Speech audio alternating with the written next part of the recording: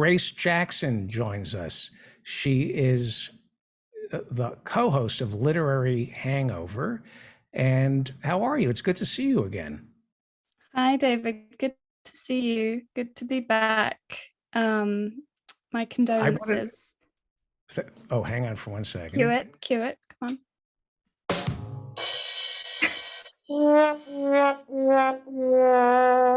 Ah, yes. How are you holding up with the heat? How bad is it? Well, I've taken the drastic step of wearing a sleeveless shirt today.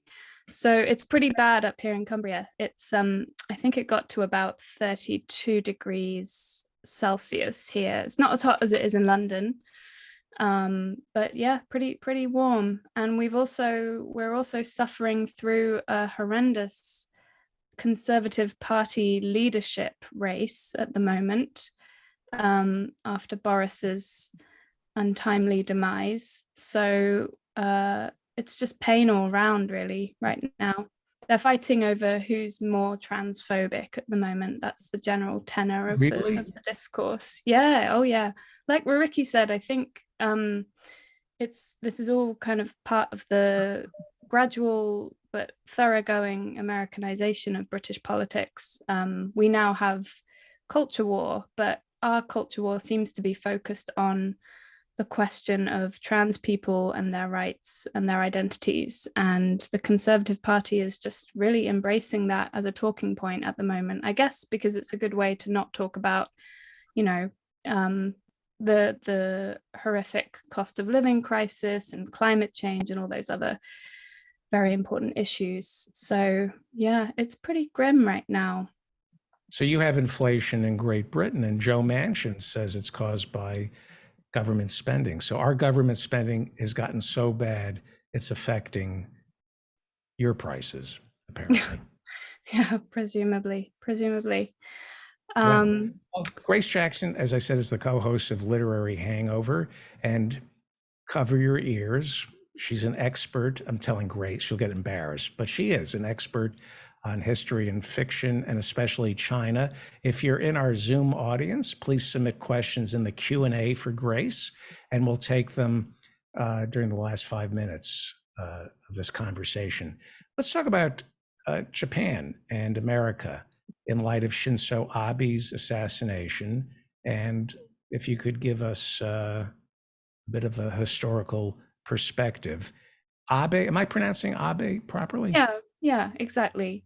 Abe. Okay.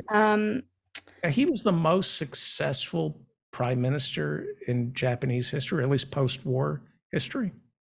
He was certainly the longest serving and perhaps the most iconic, you could say. He was not without his controversy and was quite a problematic figure, as I hope I will show.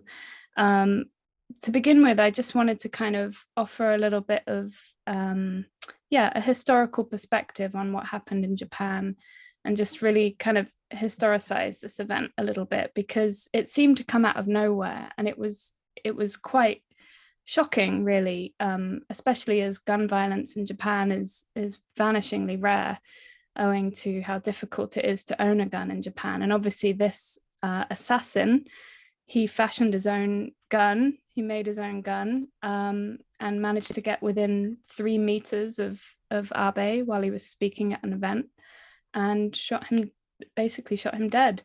Um, so, but interestingly, political violence is not unprecedented in Japan.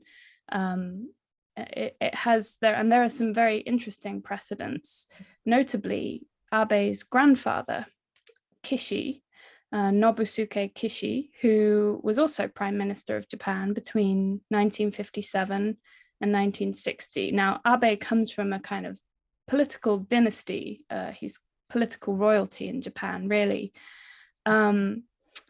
Now, Kishi himself there was an attempt made to assassinate him in 1960.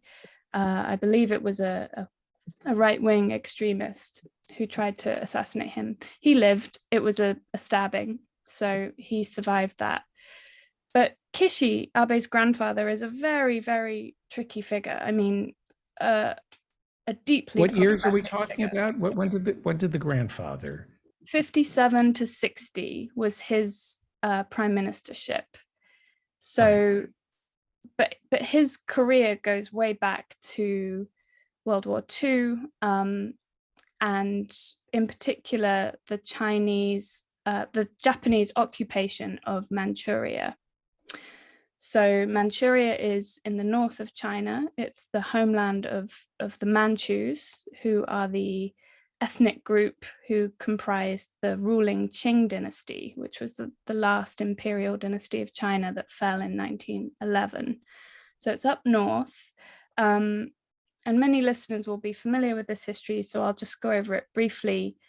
But in 1932, after the Japanese invasion of Manchuria, they founded the Republic of Manchukuo there. And in 1934, it actually became a constitutional monarchy under the control of Japan. Now, Kishi, Abe's grandfather, was put in charge of the economy of Manchukuo. And given that Manchukuo was basically a kind of project in resource extraction, this was a very important job for him. He was in charge of the economy, and in that role, he was quite inspired by Nazi economic policy. He called for policies of industrial rationalization to actually eliminate capitalist competition.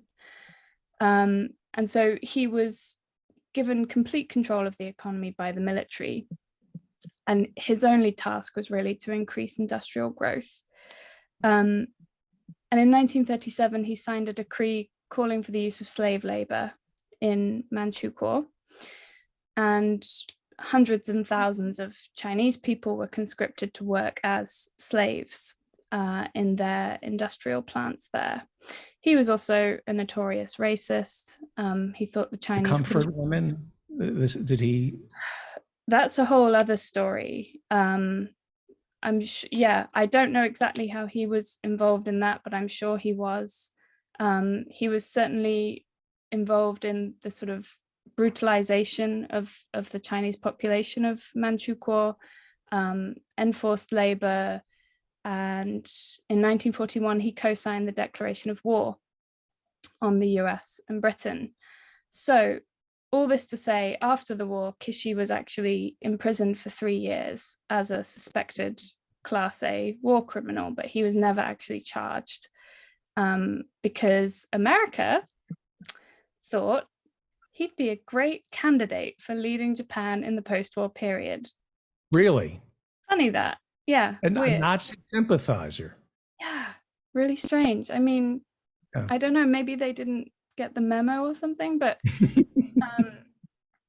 bad intel, just bad intel all around. And he By the way, Joe in Norway, the chat, just so you know, Grace, the chat is up again, and Joe in Norway said this is a long way for Grace to get around to justifying the grandson's assassination. Oh, that's not me. That's no, but that's not me. That's the chat room. This is why I don't read the chat. All right, so thanks, Joe.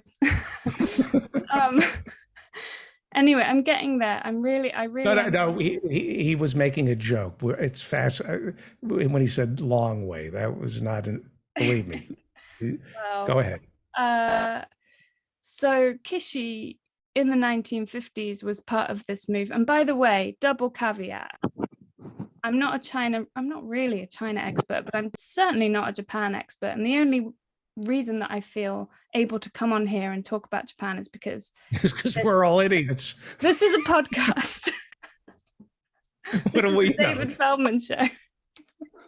we picked the rolls out of a hat, and Grace became our expert on China. That's right. I got really lucky, so I'm just hoping I'll squeak by. But he was part of a general kind of consolidation. I believe he consolidated all of the kind of conservative forces in Japan in the 50s against a rising opposition from the Socialist Party.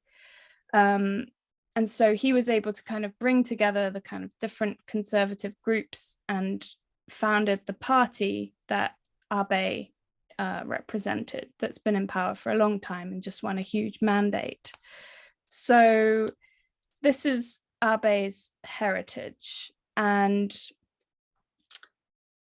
there's also a connection here to the Unification Church. So people probably will have heard that the reason Abe was assassinated, the reason this man killed him, was because he was angry that his mother had gone bankrupt because she had given all her money to the Unification Church, which is a kind of Christian, a very kind of right-wing Christian group. It's been called a cult. It's a business empire. It's a very shady organization with links to kind of global anti-communism.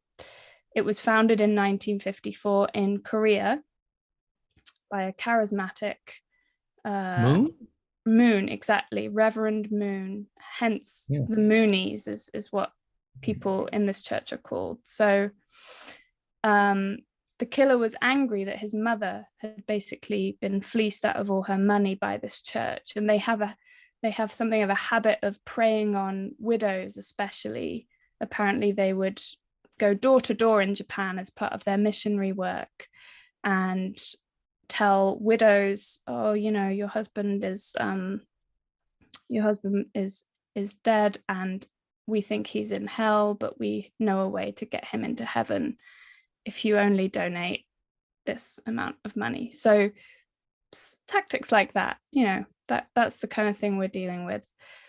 So Kishi had connections to the Unification Church, and Abe, his grandson, also had some connections to the church. I'm not exactly sure what they were, but his assassin became aware that Abe had some involvement. I think he had appeared in some videos or appeared in a conference with the Unification Church, and he decided to take it out on Abe. But it's worth stressing that the Unification Church is truly a global business empire as much as it is a religious organization. It has a lot of influence and a lot of connections with the kind of anti-communist groups that flourished during the Cold War. Right. I should mention the Washington Times, which is a very conservative newspaper, is owned by the Moonies. Yeah, so their tentacles reach far and wide here in the United States. I always thought the Moonies weren't taken too seriously. He would have these massive marriage ceremonies at Yankee Stadium, and we kind of made fun of Reverend Moon, but he's had some traction, right? Oh, absolutely. And I read that in the 1970s, the House of Representatives Subcommittee on International Relations or something actually determined that the Unification Church had been founded by the Korean CIA, of all things. And so there are some real connections with intelligence as well as business and anti-communism. Amazing. So there's a lot of different dynamics swirling around this story, and just things to be aware of. Right. Well, how hard is it to get a gun in Japan? By the way, Moon did time for tax evasion. Yeah, he spent, I think, 3 years in jail. Something like that. I think he got out on good behavior, but all the religious leaders like Jerry Falwell and the Moral Majority came to his defense. I wanted to go back to England. You know, luckily, something like that would never happen here in the United States. Here is, let me play you a clip of, if I can find it, of former National Security Advisor, General Michael Flynn. And this is him talking about the Bible and the Bill of Rights and the Declaration of Independence. The last few years, and I think partially because the more that I have studied our nation and what's happening right now, what I have come to the realization of is that we in fact were created by the Creator, right? I mean, it's mentioned in the it's mentioned in the Declaration of Independence, right? Yeah. So it is. Very yeah, clearly. big time. Constitution is created, and I use that word specifically, is created by the Bible itself, Declaration of Independence, and the Bill of Rights, right? I mean, the 10 Bill of Rights, like I say, the Bill of Rights and the 10 Commandments, right? The Bill of Rights and the 10 Commandments are the promises that we make to each other. When you really dig in and you list and you read the Bill of Rights and you list and read the 10 Commandments, those are promises that we make. And then the fulfillment of those promises, are the Constitution and the Bible. That's how we get fulfillment. This is how dangerous religion is. You have General Michael Flynn, who is now made an oath to QAnon.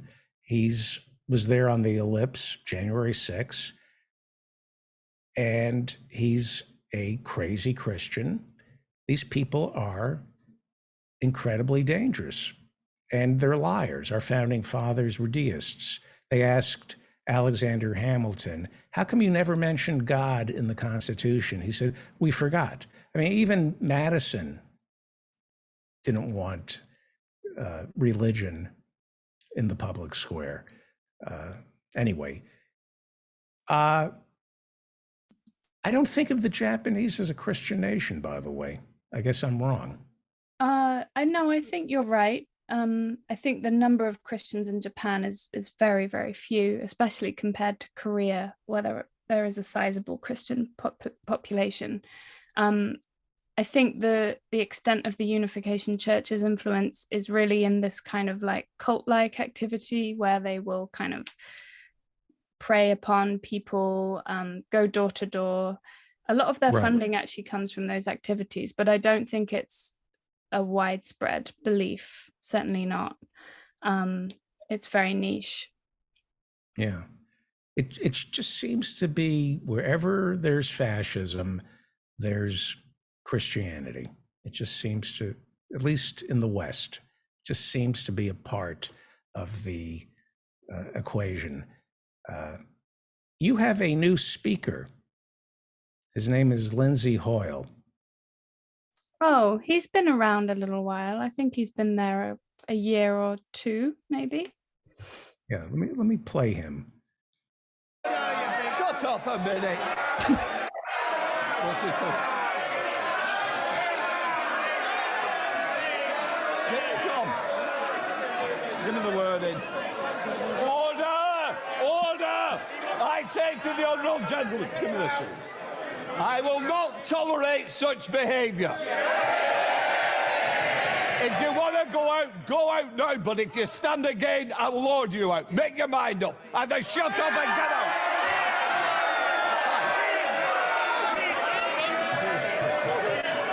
I warn the honourable member that if there's protesting carrying out, just shut up a minute. Does somebody want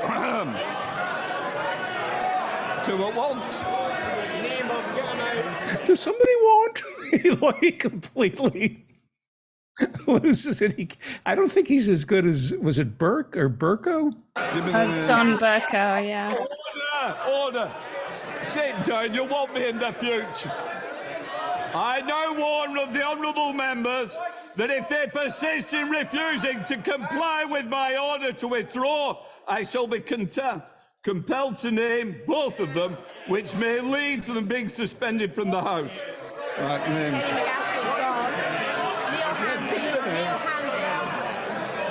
To ensure that the honourable member complies.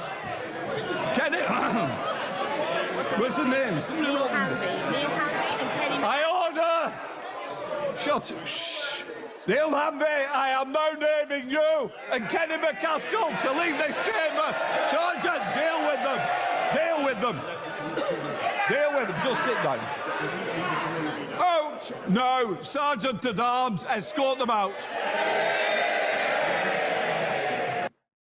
You know, Grace, when I watched that in the past, that kind of behavior, I always said, this is why you need a queen. This is why you need royalty. It allows the children to misbehave in the parliament, but if it gets really out, they can act out because they know there's a king or a queen to, make them behave.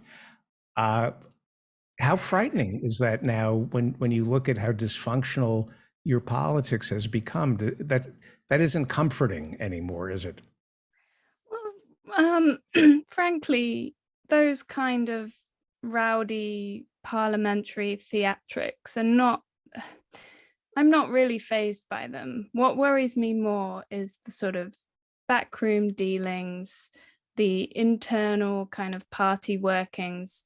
The fact is that in this Tory candidate leadership race, the next prime minister is being given to us, and they've just decided to sort of stop doing televised debates because now it becomes an internal party matter. It becomes a question of who can go furthest to the right to please whoever these backbenchers are who want really right-wing policies in the UK. And so that, I'm kind of into that yelling and screaming in Parliament, but when it comes to the more nefarious goings on, that's what really worries me. To be continued. You'll come back next Monday, I hope. Oh, Good. Grace Jackson is co-host of Literary Hangover. And what is your Twitter? Grace Jackson, right? it's just Grace Jackson. Yeah. You got it. You got that handle. Thank you, Grace. Before you go, people are as demoralized in England as we are here in the United States. Yeah, I would say so. So it's not Biden's fault. It's neoliberal. It's that's what's causing it, right? Yeah, I mean, I think our two countries are bound together at this point, no matter what, and we're going to go down together. So, yeah. Okay. Thank you. On that note, Yeah, we're keeping it optimistic today. Thank you, Grace.